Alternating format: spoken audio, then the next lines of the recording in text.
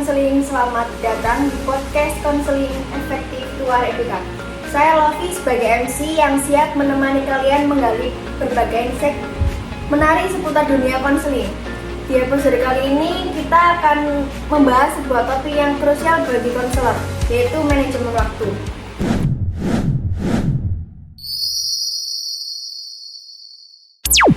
Kita tahu peran konselor itu sangat beragam, mulai dari mendekat konseling, menyusun rencana intervensi, sampai mengurus administrasi dan menjaga diri.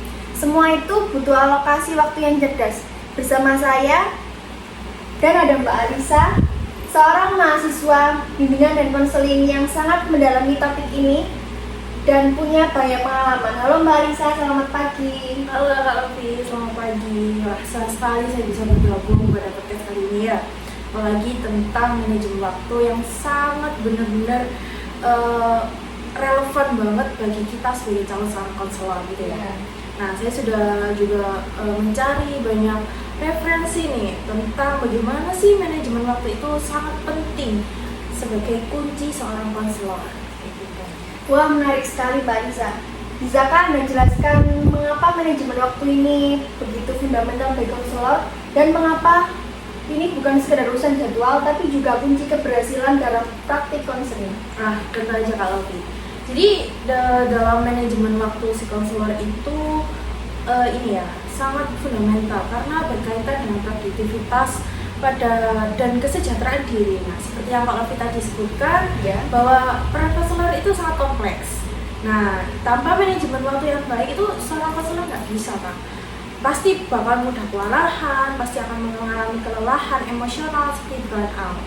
Nah, lebih dari itu saya tunjukkan referensi bahwa seorang konselor itu memiliki keterampilan manajemen waktu yang baik, bahkan lebih efektif dan puas dalam pekerjaannya. Nah, seperti dalam studi relevan dari Journal of Counseling and Development itu pada tahun 2020 itu berjudul The Time Management and Counselor Self-Efficacy. Studi ini tuh menemukan bahwa seorang konselor itu memiliki manajemen waktu yang baik Kak.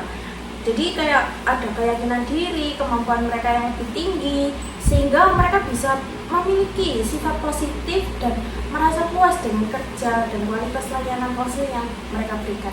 Wah, jadi manajemen itu bukan soal menyelesaikan tugas ya, tapi juga soal keyakinan diri dan kepuasan batin kita sebagai konselor. Itu berarti intervensi jangka panjang ya Kak ya? Benar sekali. Itu bukan hanya soal sesuai jam kerja ya, tapi tentang bagaimana kita itu memaksimalkan potensi diri kita sebagai seorang konselor. Ketika waktu terkelola dengan baik, pasti pikiran kita akan terasa lebih luwes, terus jernih, tidak merasa kelelahan, dan bisa hadir sepenuhnya untuk konseling kita gitu. Saya bisa membayangkan itu. Jadi seorang konselor itu terus-menerus terburu-buru dan stres karena jadwalnya kacau ya Kak ya? Iya, benar. Bagaimana jika dia bisa mendengarkan dengan empati, menganalisis situasi dengan tenang dan memberikan dukungan yang optimal? Wah, itu benar banget sih. Bagaimana mungkin kita bisa benar-benar mendengarkan dan memahami konselor ya? Pasti sulit ya. Tapi coba kepala kita itu udah punya deadline, terus ada sesi berikutnya, pasti kayak merasa wah fokusku terbagi-bagi nih. Dan konselor pun pasti merasa kayak, duh aku kok gak direct ya sama konselor. Jadi ini bisa menjadi kunci sebuah hubungan yang terapeutik yang sangat kuat. Nah, ini didukung sebuah studi itu dari The Professional Counselor. Nah, pada tahun 2020 ini dengan judul Counselor Burnout and the Ethical Imperative of Self-Care.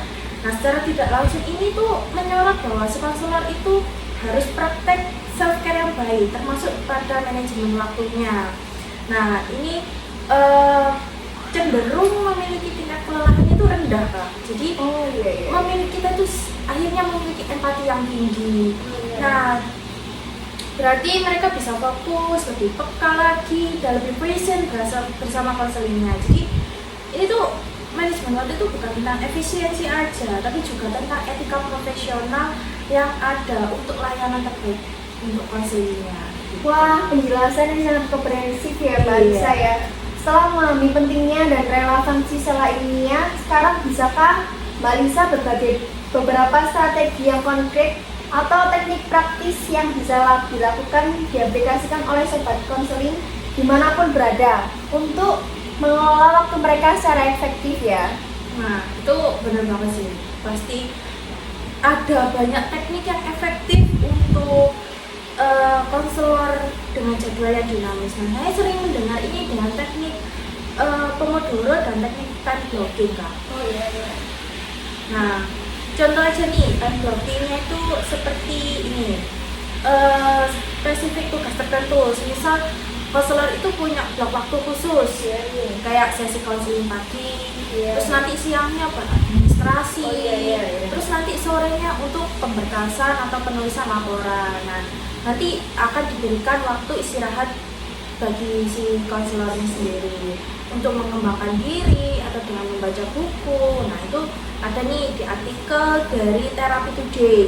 Itu pernah loh mengulas bagaimana time blocking ini tuh membantu banget untuk profesional itu. Apalagi di bidang terapi dan konseling, itu mengurangi gangguan dan bisa menangani fokus. Jadi dengan begitu setiap aktivitas itu punya porsi waktunya sendiri-sendiri dan tidak mudah terdistrak dengan tugas yang lain sih, Kak. Jadi benar-benar membantu menciptakan batasan yang sehat antara pekerjaan dan kehidupan yang pribadi. Lalu tadi kan ada Pomodoro teknik ya. Nah, itu teknik kayak ini, semisal kerja 25 menit, nanti ada istirahat 5 menit. Terus setelah 4 kali teknik ini, nanti semisal mengambil istirahat yang lebih panjang, sekitar 15 sampai 30 menit. Nah, ini sangat berguna banget sih untuk tugas-tugas yang membutuhkan konsentrasi tinggi seperti menulis laporan, terus pasti ada riset-riset materi sesi konseling, ini pakai materi apa ya, pakai teknik apa, itu pasti dibutuhkan banget sih. Dan juga untuk belajar teori-teori baru, pasti kita nggak mungkin dong pakai teori yang dari kita dulu kuliah atau teknik apa aja, pasti kita cari lagi, oh ternyata ada banyak nih teknik yang benar banget, itu benar-benar melatih kita untuk fokus dan menghindari multitasking yang tidak efektif. Nah, itu seperti kayak prioritaskan nih tugasnya, itu kunci utama banget sih. Konselor harus tahu mana yang penting, mana yang tidak penting, mana yang penting dan mana yang mendesak, itu harus diketahui dulu. Nah, itu bertujuan untuk membantu kita itu memutuskan nih mana yang harus dijadwalkan dan mana yang harus didelegasikan dan mana yang harus dieliminasi. Nah, itu seperti sumber yang ada di Psikologi Today itu membahas tentang strategi prioritas dalam konteks mengurangi stres, Kak, dan bisa meningkatkan produktivitas secara signifikan. Seperti itu. Oh begitu, jadi intinya adalah proaktif dalam membuat jadwal dan tugas dalam mengikuti prioritas ini akan sangat membantu para konselor untuk tidak merasa kewalahan ya. Benar banget, jadi itu penting, poin penting lagi nih, jangan lupa pentingnya delegasi jika memungkinkan, atau jadi kayak ada tekniknya sendiri-sendiri gitu. Benar, jadi ada yang belajar juga mengatakan tidak, kayak padahal hal-hal yang tidak esensial dan bisa menambah beban. Pasti kan banyak nih konselor itu kayak menambah beban gitu kan, dia mau padahal dirinya sendiri sudah merasa bahwa dirinya itu aduh aku nggak mampu sebenarnya, tapi nggak enak. Nah, seharusnya sebagai konselor juga mau ya, itu benar. Jadi harusnya untuk mengatakan tidak demi mental dia sendiri, kembali ke mental dia. Jadi tidak menambah beban, itu juga termasuk bentuk self care, peduli dengan diri sendiri. Itu sering banget itu terjadi. Nah, itu juga ada pada publikasi di American Counseling Association, itu sering menekankan bahwa menjaga kesejahteraan diri konselor itu adalah melalui manajemen waktu yang baik. Jadi kunci untuk mencegah emosional gitu ya, burnout atau dan pokoknya biar marah-marah gitu. Itu menjaga keberlanjutan harinya. Terus waktu istirahat itu digunakan untuk cari hobi, ngobrol dengan keluarga, atau sekedar mengisi ulang mentalnya itu akan meningkatkan kualitas layanan kita pada saat sesi counseling itu gitu. Berarti jadi manajemen waktu itu sebenarnya juga salah satu bentuk self care yang pada akhirnya juga bermanfaat ya bagi klien ya. Benar. Saya baru sadar namanya sebesar itu ya. Iya, bener banget. Mbak Lisa, diskusi kita hari ini sangat mencerahkan. Iya. Bisakah kamu memberikan ringkasan singkat dan beberapa materi atau saran yang praktis untuk penutup untuk sobat konseling? Wah, tenang aja nih Kak Novi. Jadi kita kan sudah banyak membahas tentang tantangan ya, terus tadi tentang manajemen waktu itu harus dari apa gitu kan. Pada intinya sih waktu adalah sebuah investasi penting bagi setiap konselor. Nah ini tuh bukan sekedar menjadi untuk sibuk, tetapi tentang menjadi produktif, efektif, dan seimbang dalam setiap aspek kehidupan si konselor.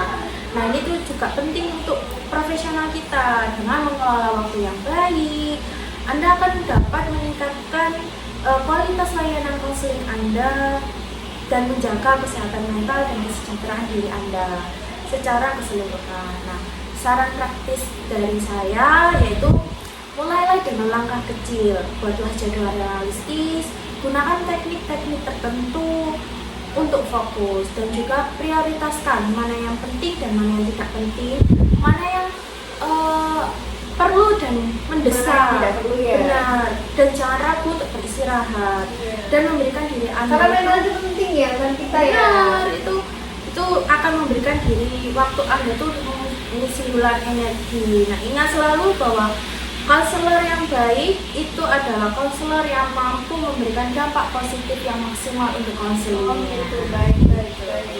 Baik, kalau gitu terima kasih Mbak Lisa atas diskusinya yang mencerahkan dan pengetahuan yang sangat berharga ini. Ya, sama-sama Kak Novi, terima kasih juga udah diberikan kesempatan ya Iya, untuk datang ke sama-sama. sini bersharing-sharing bersama-sama ya. Semoga ini bermanfaat ya Iya. bagi calon konselor Iya, yang betul. lainnya seperti itu. Baiklah, demikianlah episode konseling yang efektif kali ini. Semoga bahasan tentang manajemen waktu ini bisa menginspirasi dan memberikan insight baru bagi kita para konselor ya dan Iya, calon benar. konselor di seluruh Indonesia. Benar Sampai banget. jumpa di episode berikutnya. Salam konseling efektif.